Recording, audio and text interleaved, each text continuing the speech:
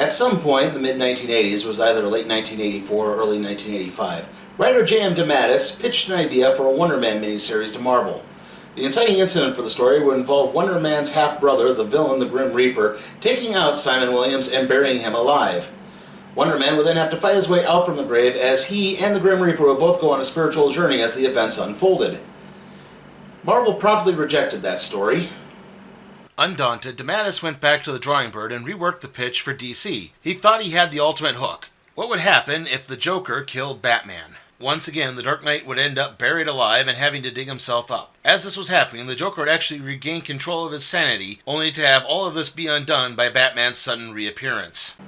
This story was also rejected, mainly because Brian Boland and Alan Moore were working on a Joker-Batman story called The Killing Joke, which also kind of served as a deep psychological study of both characters.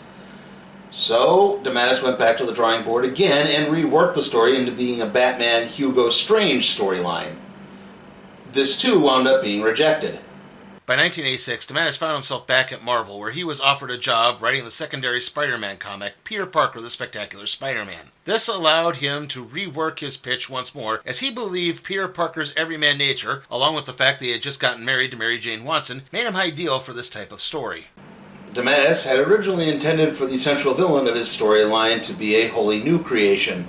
However, one day during some slow time, he wound up flipping through a copy of the official handbook of the Marvel Universe, and he hit upon an entry for the character Kraven the Hunter. Kraven was a villain who definitely walked the fine line of villain legitimacy. He's one of Spider-Man's oldest villains, first appearing in Amazing Spider-Man number 15, and he's even a founding member of the faction known as the Sinister Six. But the fact that he had this kind of kooky animal motif gimmick to his villainy, accompanied with a goofy lion pelt costume, and the constant talking about his superior hunting abilities, which were never very effective against Spider-Man, kinda hurt his credibility. It was then that DeMatteis hit upon something. Kraven's real name was Sergei Kravenov. He was Russian. And J.M. DeMatteis just happened to grow up being a huge fan of Russian literature, in particular the works of Fyodor Dostoevsky. With that in mind, DeMatteis decided to make Kraven the Hunter the central villain of his new storyline. The Marvel editorial staff were not as enthusiastic. However, upon reading the story, it was decided to actually spread it across all three Spider-Man books being published at the time: Peter Parker, the Spectacular Spider-Man, Amazing Spider-Man, and Web of Spider-Man. Today, we're looking at the story that started out as a Wonder Man idea, then became a Batman pitch, and ended up becoming the definitive Kraven the Hunter storyline. This is Spider-Man, Kraven's Last Hunt.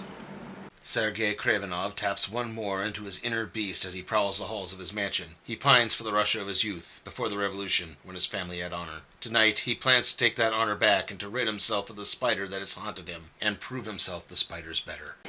Kraven is indeed the son of Russian aristocrats who were driven out by the Bolshevik Revolution. In fact, his half-brother is another longtime Spider-Man foe, the Chameleon. Kraven gets his powers from the ingestion of a special serum that allows him to gain the powers and strengths of various animals. In fact, that's how he became a renowned big game hunter who can actually take down his prey with his bare hands. Unfortunately, that serum has also driven him a little batty and unbalanced his mind. He's long pursued the wall crawler Spider-Man because he believes him to be the ultimate target. As Kraven prepares for his final battle with Spider-Man, his quarry is web-swinging his way through the inner cities. A former mob informant named Joey Face has died, and Spidey is dropping off at the funeral. He's not there to start a fight, but rather to contribute to the funeral cost and pay for a burial plot. A fight winds up breaking out anyway. You may have noticed that Spider-Man is wearing his black alien symbiote costume, which will become the anti-hero Venom. Now, for a brief time after he expelled the symbiote from his body, Peter Parker did don a replica costume, which was basically just an ordinary suit that happened to share the same colors as the symbiote costume. However, those events took place after the events of this story, so yes, we are wearing the alien symbiote costume here.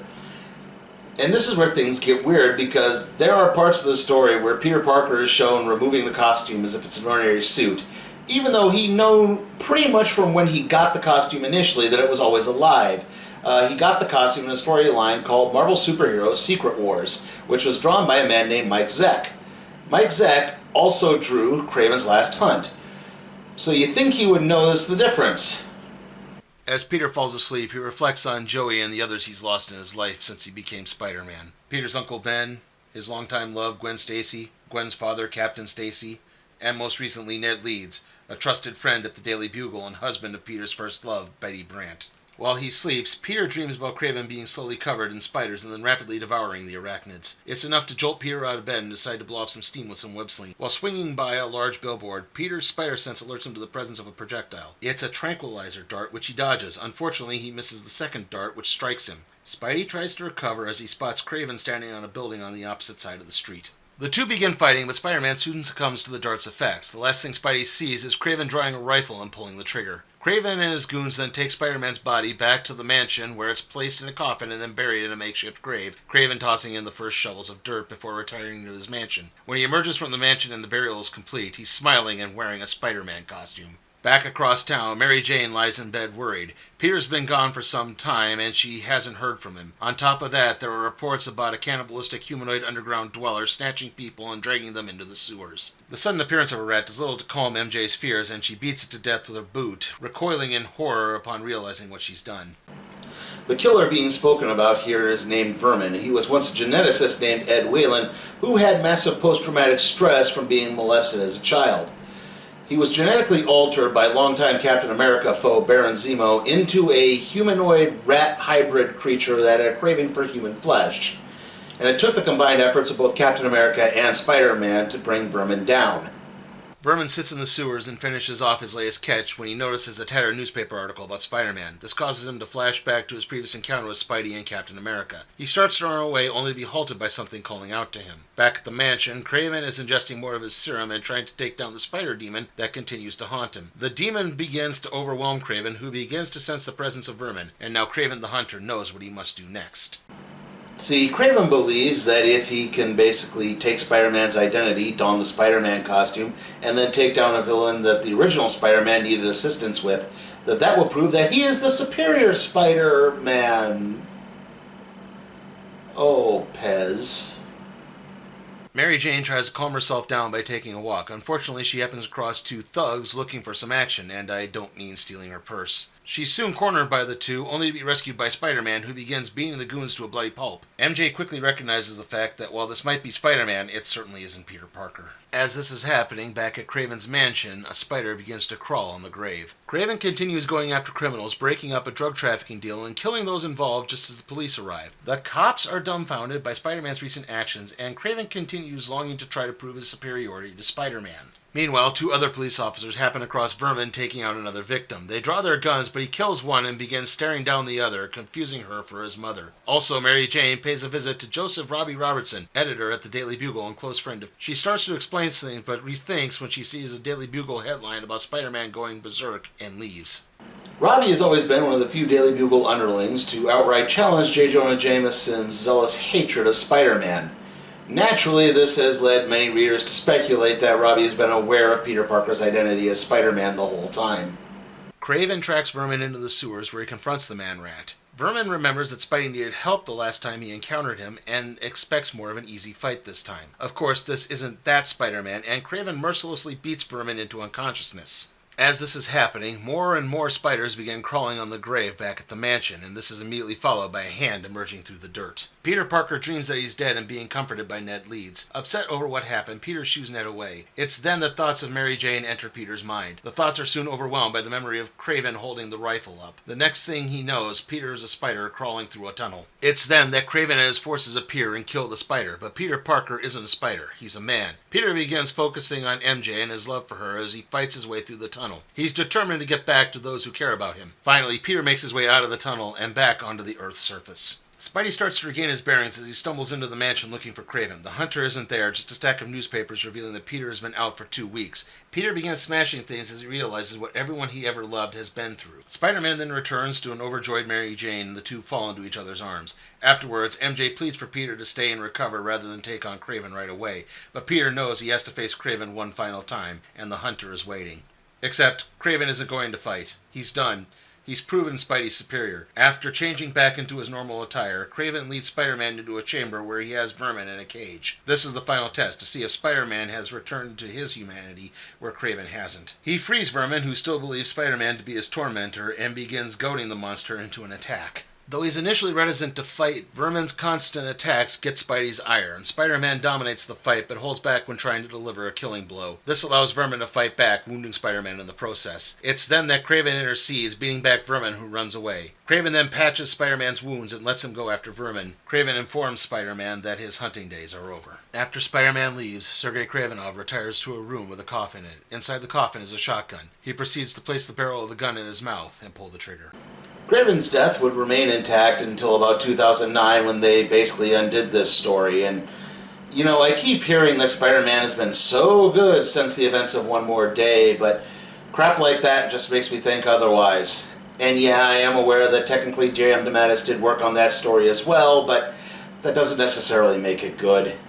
The police arrive at the mansion where they find Kraven's body alongside some pictures and a signed confession absolving Spider-Man of any wrongdoing. Meanwhile, Spidey pursues Vermin in the sewers, which causes Peter Parker to flash back to being buried alive. Eventually, he comes across Vermin and the two begin brawling once more. Vermin refuses to be brought out in the light, and realizing that a straight fight isn't going to work, Spider-Man manages to lure Vermin to a manhole cover that leads right out into the morning rush hour traffic. Vermin begins to flip out, and it looks like he might become roadkill, only for Spider-Man to swoop in and finally tie him up just as the police arrive. The arresting officers explain what was found at Kraven's mansion, including the confession. Peter Parker then returns to an overjoyed Mary Jane as Kraven is laid to rest, the dirt covering a spider and a rat in the process.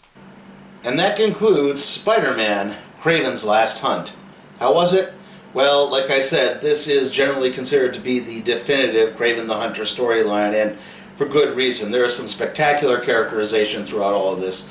Peter Parker, Spider-Man, MJ, Kraven, even Vermin to an extent really come across as full, well-rounded characters, with Kraven and Vermin both coming across as being truly threatening villains, coupled with some spectacular, moody artwork from Mike Zeck. And to be honest, again, I hate to bring up One More Day, but this is one of the best defenses of the Spider-Man-Mary Jane marriage that I could ever think of. Now, if there are some drawbacks, like I said earlier, the fact that they did eventually wind up undoing this story does lessen the impact a little bit, and admittedly, some of the dialogue can be a little flowery at times. In particular, the whole scene of Peter's hallucination as he's digging his way out of the grave. It reads well, but it makes for better reading than it does recitation, that's all I'm saying. But really, those are really, really minor quibbles. Spider-Man, Kraven's Last Hunt gets an A. And with that, let's see what we're doing. Well, let's see what we're doing next time on the Random Trade Review.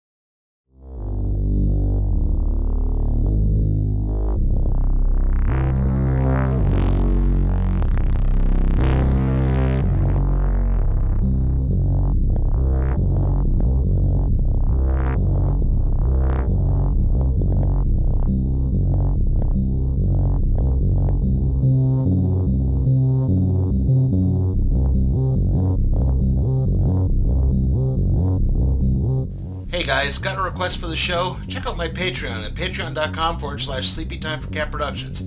And if you like the video, give it a like, share it, subscribe, and ring that notification bell. One last thing. You remember how I said Kraven's Last Hunt was at one point a storyline where the Joker killed Batman and then went sane? Well, DC eventually did publish that story in the mid-90s as part of a book called Legends of the Dark Knight. So, look that up if you will.